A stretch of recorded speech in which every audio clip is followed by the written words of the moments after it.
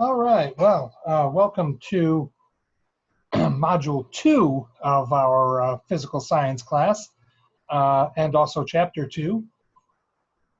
This is the physics section of the course, and to begin the physics section of the course, we'll start with the first physics chapter, which is Chapter 2, and we will continue on with the physics until we're about 2/3 of the way through the session. Wherever we happen to be at that point is where we're going to have to stop and move on to chemistry. We wouldn't want to slight chemistry now, would we?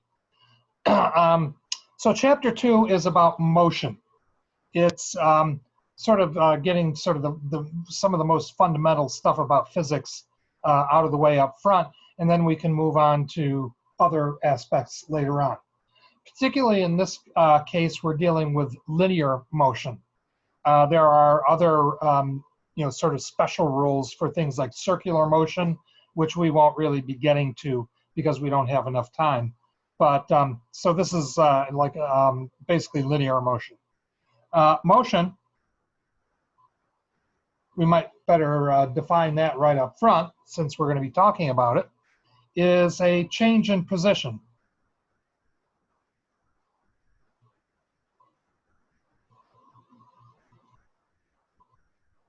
And it's change in position specifically relative to some reference point.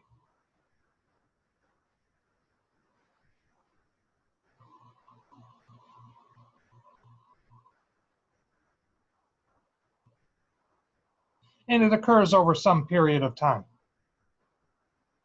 It may be a short time, maybe a long time, but it, some sort of period of time. So motion has two important aspects.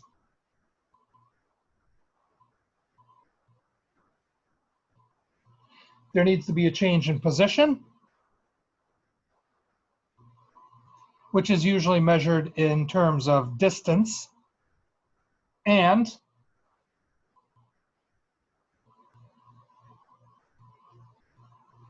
there needs to be a passage of time in order for motion to occur. To define some of these quantities now, we need to have a definition for distance. Distance is the total path length traveled by an object.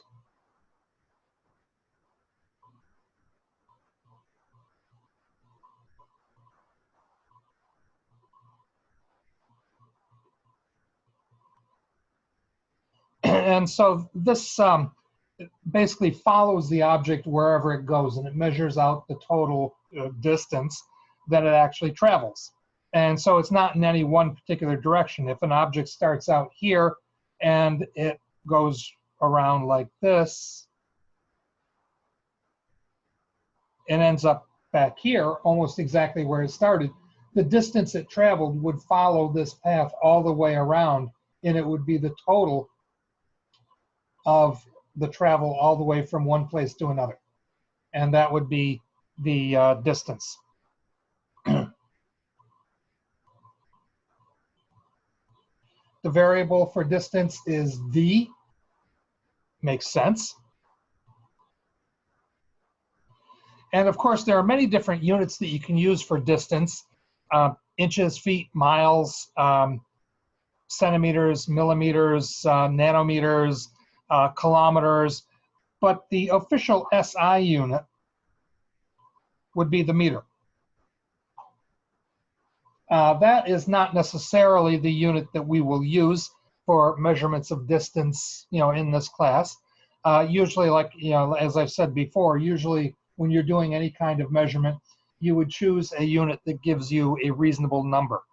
So if you're measuring the length of this piece of paper, you would probably use centimeters rather than meters. And if you're measuring the distance from here to Toronto, you would probably use kilometers instead of meters. But being the official SI unit means that whatever unit you use for a distance measurement, you're probably going to have to change it to meters if you want to use that distance in an equation and get out, an answer in proper SI units. Okay, so if we say, for instance, a distance is equal to 34 meters, well, that's a measurement. So remember, The distance is the variable.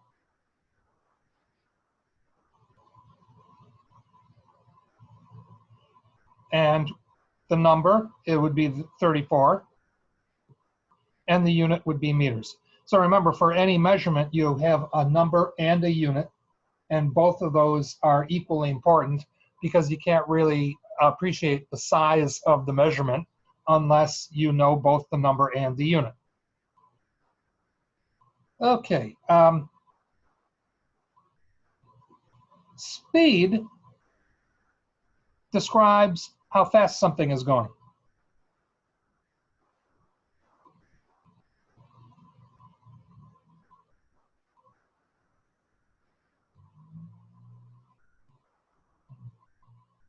And the variable for speed is v, and it's v because speed is related to velocity, but they're not exactly the same thing.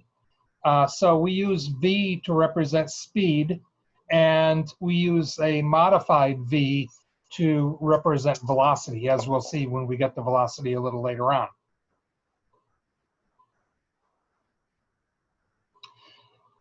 Speed is the amount of distance traveled per unit of time. And so in the SI system, the unit for distance would be meters, and the unit for time would be seconds. So meters per second would be the official SI unit for speed.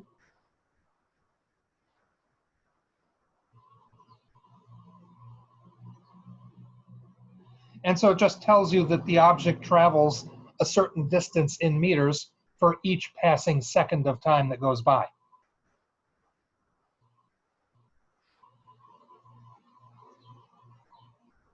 But technically, any unit of distance over any unit of time could be considered a speed. So, it could be in units of, say, furlongs per millisecond, or, some weird unit like that. That's still a speed because it's a distance divided by a time. When something is traveling with constant speed,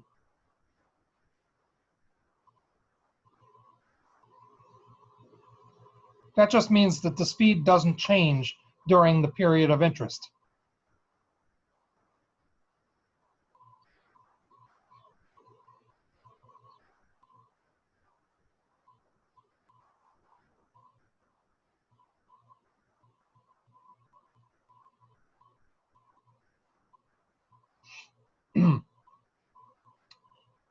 So the object will cover an equal distance for each passing unit of time.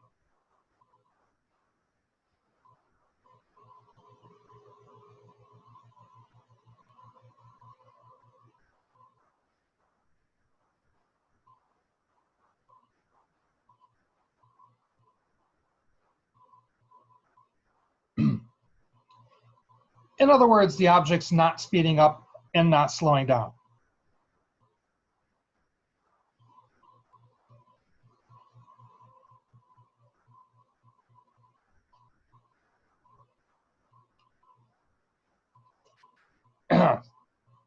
So an example of that would be if an object is traveling at a constant speed of 2 meters per second.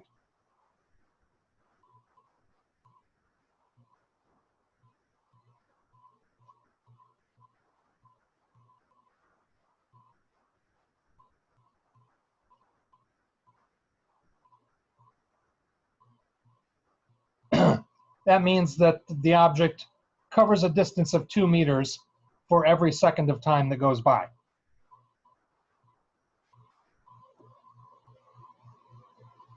So in other words, 2 meters for every 1 second.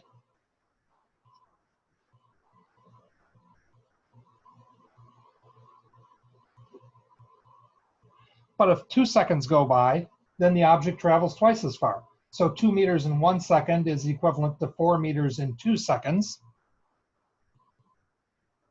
Sorry, or 6 meters in 3 seconds, and so on.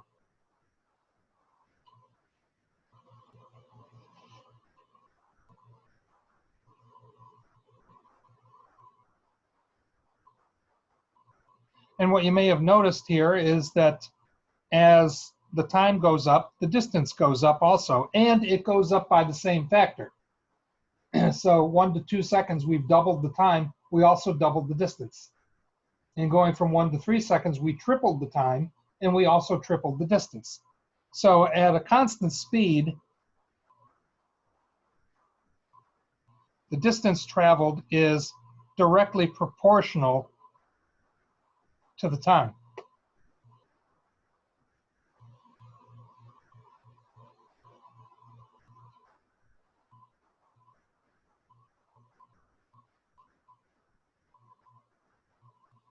So distance is directly proportional to time. That's what that means.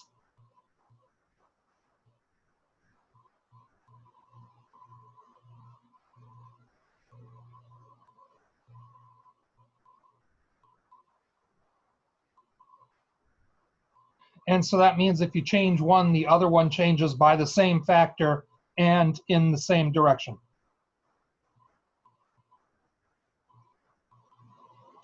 If you cut the time in half, you cut the distance in half. If you double the time, you double the distance.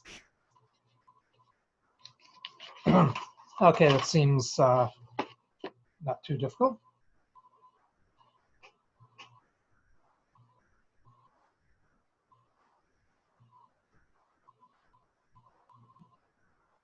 There's also the concept known as instantaneous speed. And the word instantaneous is pretty clear what that means in this instance. It means the speed of an object at any given moment in time.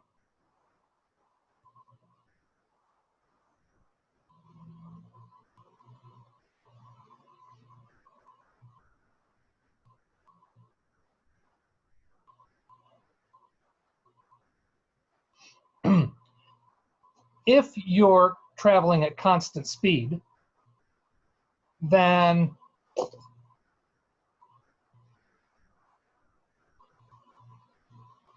all of the instantaneous speeds within that time period will be the same.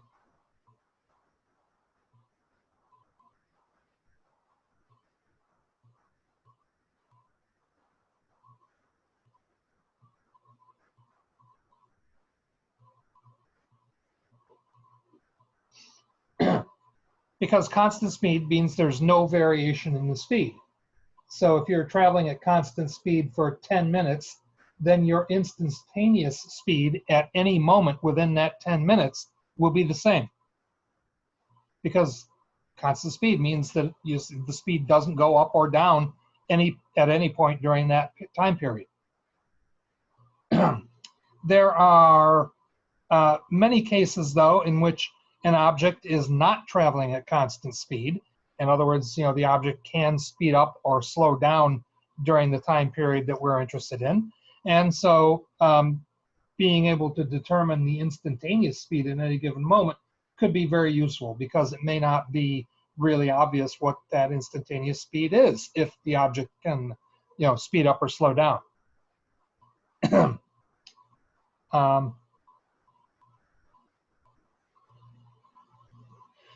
Two important examples of instantaneous speed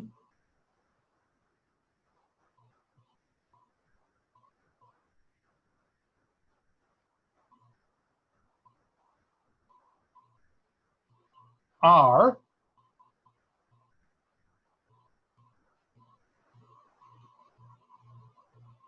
the original speed,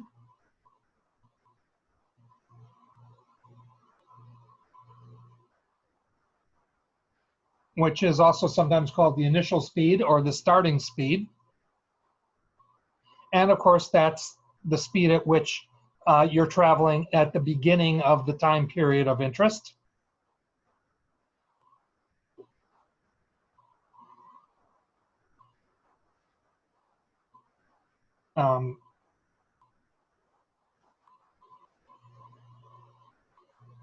So that's, I'm squeezing in the word instantaneous here. Instantaneous speed at the start of the time period of interest.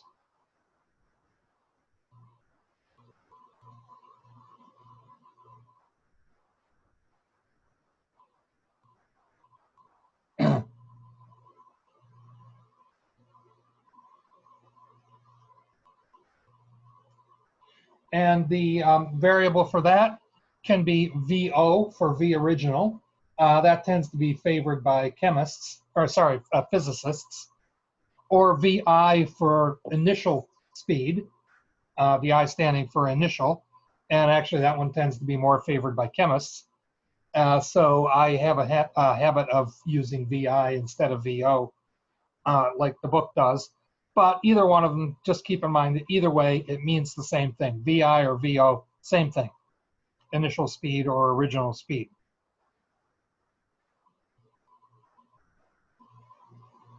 And then there's also the final speed.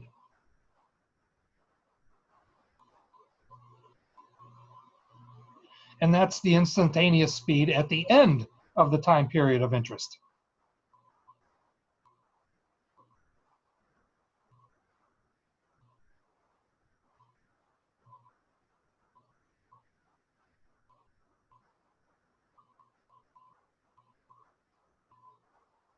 And the variable for that is VF, VF standing for final.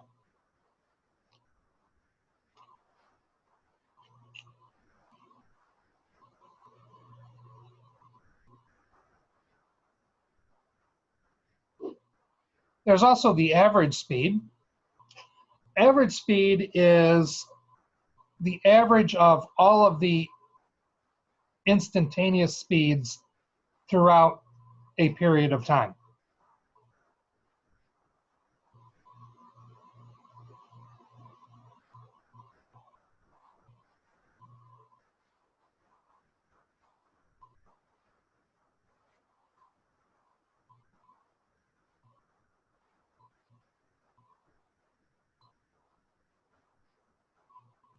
So throughout whatever time period is of interest to us, if you were to take all of the individual instantaneous speeds and average them out, just basically take all of those instantaneous speeds and add them up and divide by the number of instantaneous speeds you measured, you would have the average speed.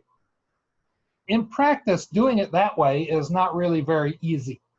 You would have to have, basically, you'd have to be measuring the speed at a whole lot of instances, like at least every second, in order to get an average number that would be reasonably accurate. And that's a lot of measuring and a lot of averaging to do. So in practice, what we usually do is we just take the total distance traveled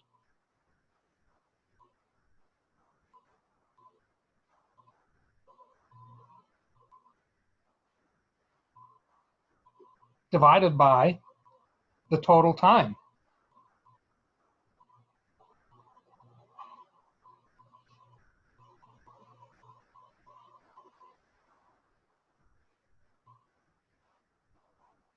And you'll end up getting the same value that you would if you had taken the instantaneous speed at, every second or every millisecond throughout the entire period and average them all out. So this way, total distance divided by total time is actually much easier way to do it.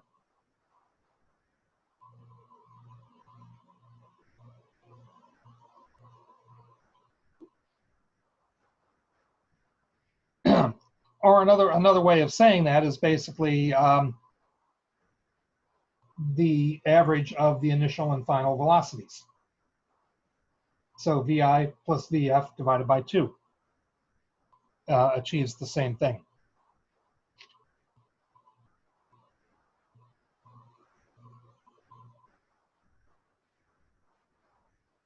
The variable for average speed is a V with a bar over the top of it.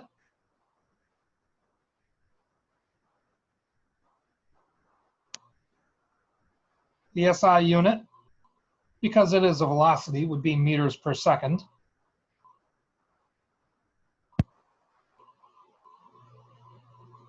And the equation would be that the average velocity is equal to the total distance divided by the total time.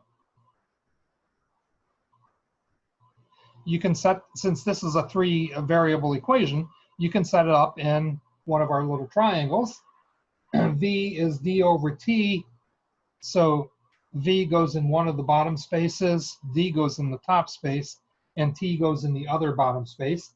So now if you want to find one of the other quantities, you just cover that one up and see what's left. So time, if you want to know what time is, you take your finger and cover up time, and you see that it is equal to distance divided by velocity.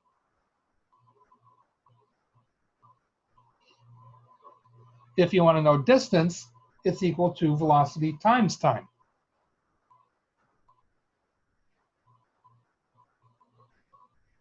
And so you can find anything you want from that equation quite easily. We use average speed quite a lot because in most cases, it's not really possible. I mean, in real life anyway, it's not really possible to maintain a totally constant speed over any significant length of time. And so we sort of resign ourselves that the speed is going to vary, and we just find the average speed. So some examples of using that.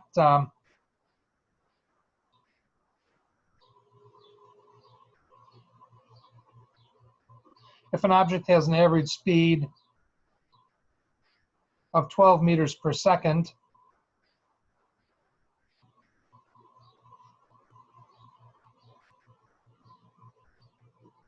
and travels a distance of,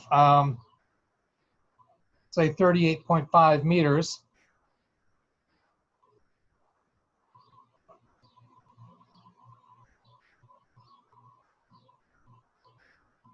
how much time would that take?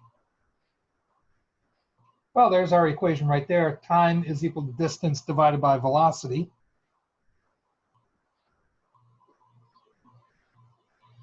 The distance was 38.5 meters, and the velocity is 12 meters per second.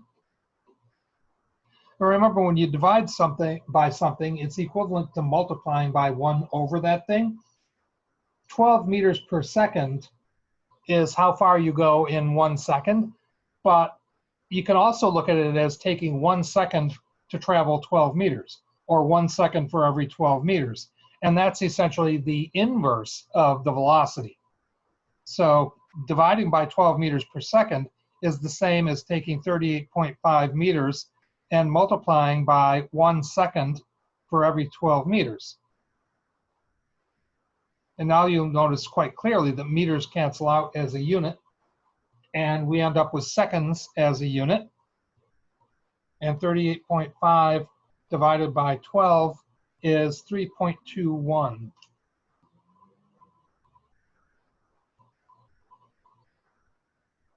Meters per second. That's probably actually a little beyond, yeah, 3.2 would be what we'd really want, because 12 meters per second is only 2 significant figures. But yeah, that's not bad.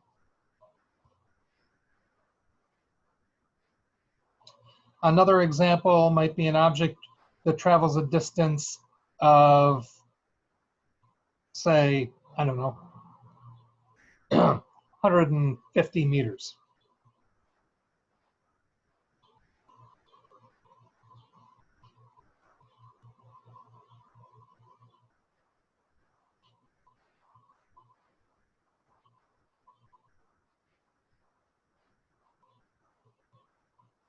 And it does it in 18.3 seconds.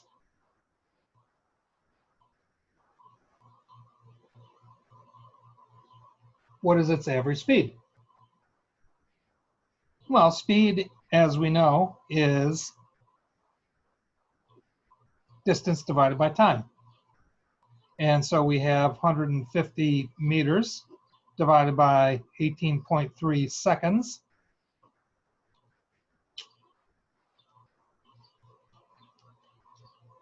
And we got 8.20 meters per second as our speed.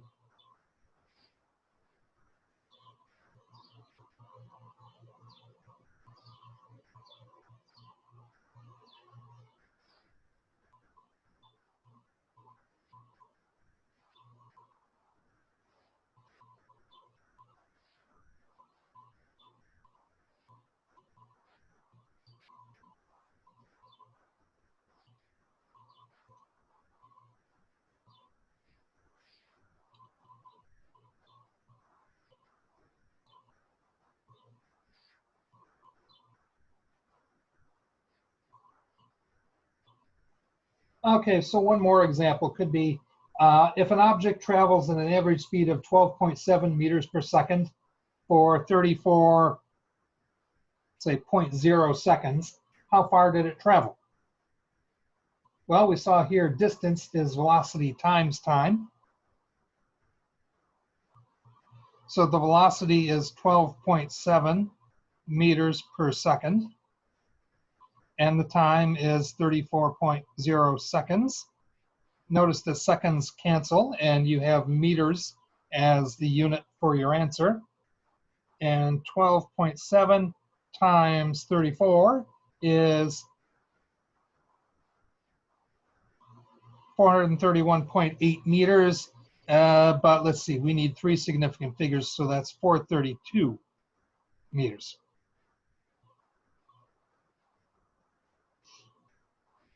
Okay, so pretty simple.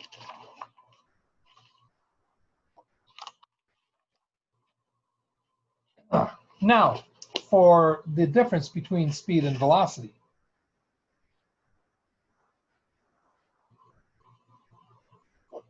Because here comes velocity.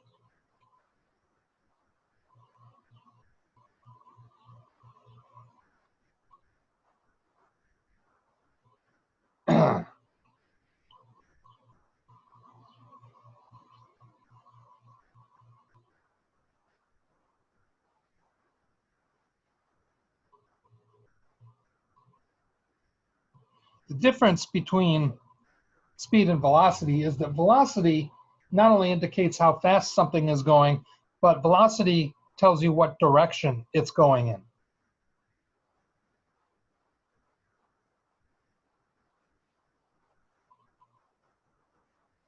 So for example, if you say something is traveling at 50 meters per second, you've given it speed.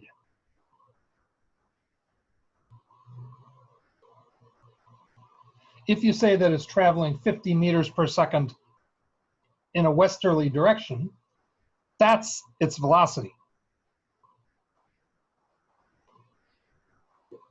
because it indicated its direction.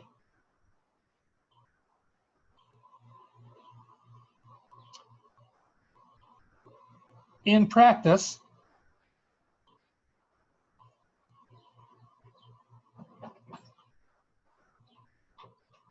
okay, velocity is represented by the letter V with a little arrow over the top, and it's given as displacement per unit of time.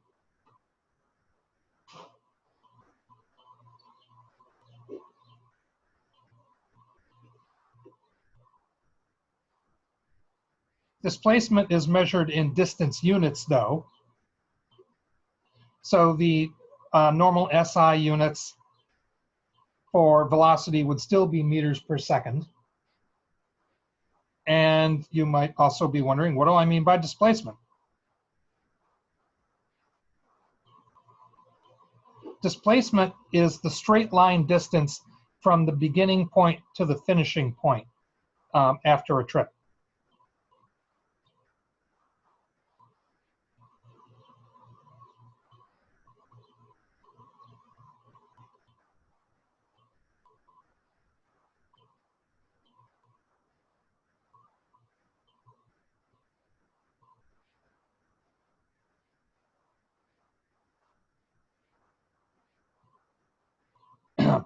Okay, so for instance, I drew that little diagram before to illustrate distance. If an object starts out here and travels a roundabout path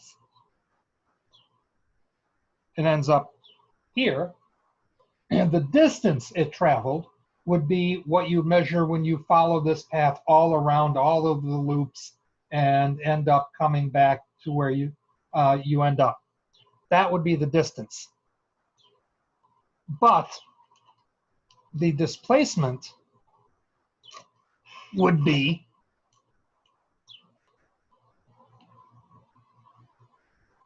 that right there.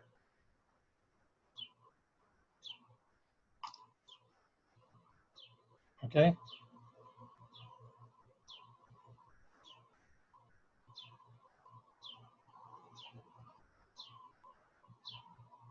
So while displacement and distance are related to each other, they're not exactly the same thing. And in fact, in cases like this, the distance and displacement can actually be quite different from each other, because the displacement is a straight line distance from where you ended up back to where you started. Whereas for distance, you have to follow the path of travel, which in some cases like this one can be quite circuitous. Okay, so the more circuitous the path of travel, the greater the distance, or the greater the difference between distance and displacement. As a little background information, the difference between speed and velocity is actually the difference between scalar quantities and vector quantities. A scalar is a type of measurement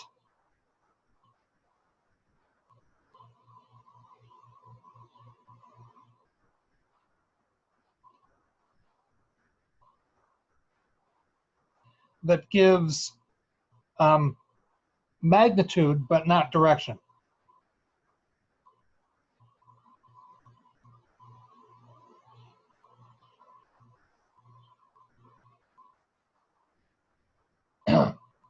Okay, such as mass, temperature,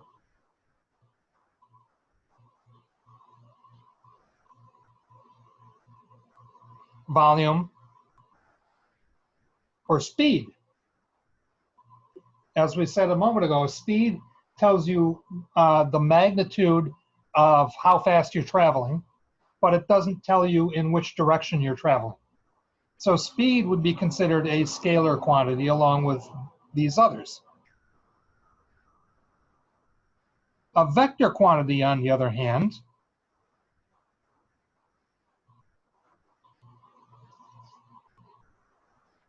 is a type of measurement that gives magnitude and direction.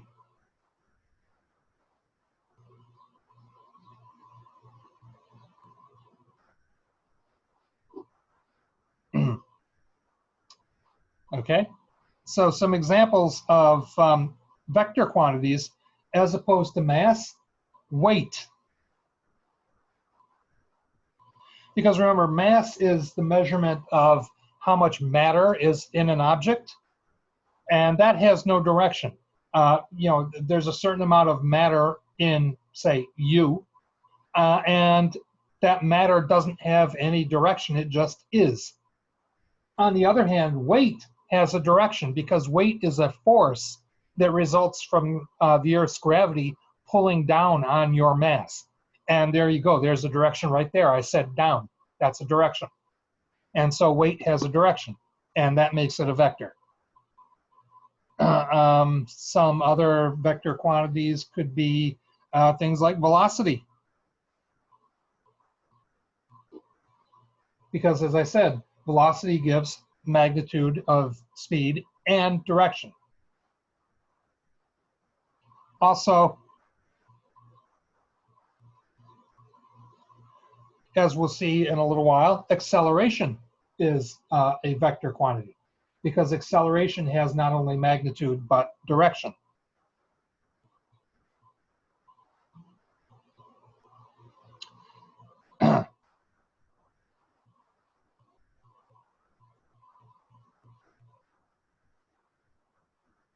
Vectors are represented by arrows pointing in the direction indicated by the vector.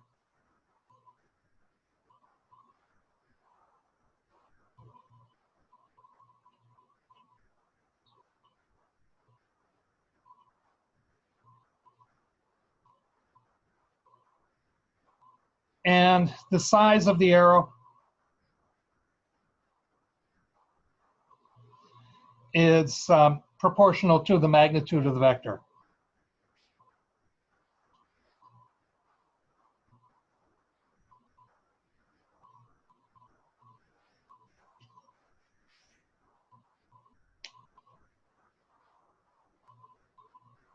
Okay, so you could have, say, a vector that indicates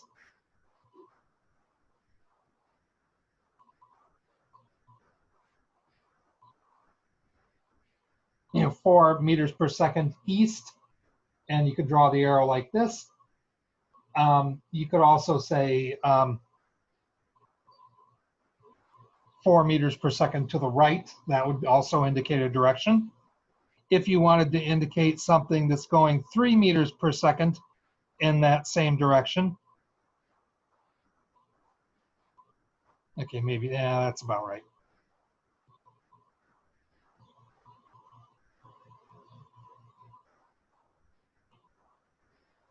Okay, you could also draw a vector that's of proportional size. So if it's 3/4 of the length, then that would mean 3/4 of the magnitude.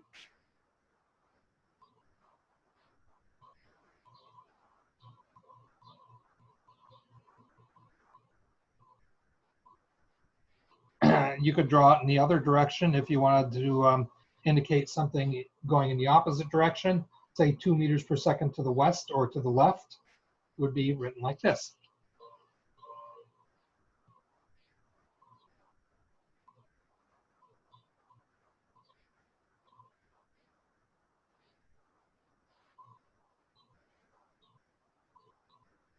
And you can also indicate the direction of a vector by using sign, that is plus or minus.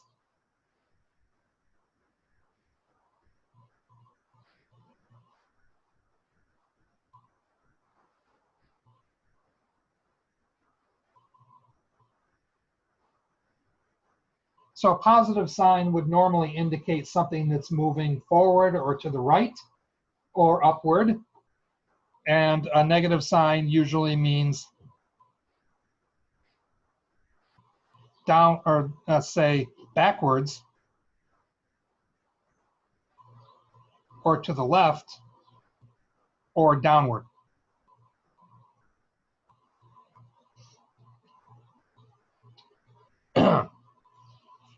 Okay, so that's kind of a quick view of vectors. That's enough for the first segment of the video. I'll be back in a moment with part B.